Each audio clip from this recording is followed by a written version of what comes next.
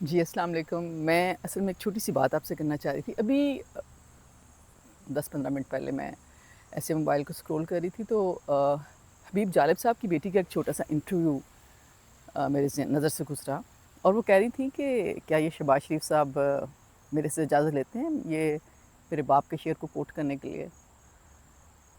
I was surprised. میں سوچی تھی کہ یہ کتنی انٹلیکچولی ایک ڈس آنیسٹ بات ہے کہ ایک بڑے شاعر کا پبلشڈ کلام ہے، اور وہ پبلش کلام جو ہے وہ ایک پبلک پراپرٹی ہے، اور اس کو کوئی بھی پڑھ سکتا ہے اور کوئی بھی کوٹ کر سکتا ہے.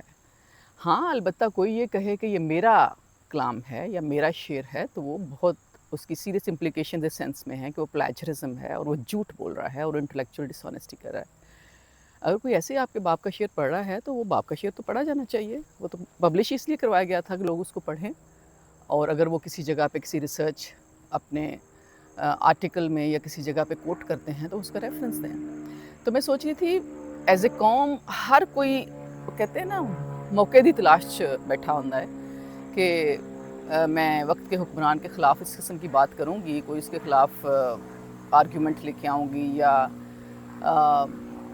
اس نوعیت کی بات کروں گی کہ اس نے کوئی ایکسپلائٹیشن کی ہے انٹلیکچوئل، تو شاید وہ مجھے فیور دے. میں اس بات کو اس سے زیادہ کچھ نہیں سمجھتی کہ حبیب جالب صاحب کی بیٹی ایک انٹلیکچولی ڈس آنیسٹ بات کر رہی تھی، اور وہ صرف اور صرف اس سینس میں بات کر رہی تھی کہ وقت کے حکمران جو ہیں ان کو کسی قسم کا فائدہ دیں. تو کہنے کا مطلب یہ ہے کہ ہر کوئی موقع کی تلاش میں بیٹھا ہوا ہے. وہ پنجابی میں کہتے ہیں نا کہ دال آئی جاؤ، جہاں ملے وہاں پہ دال لگائی جاؤ.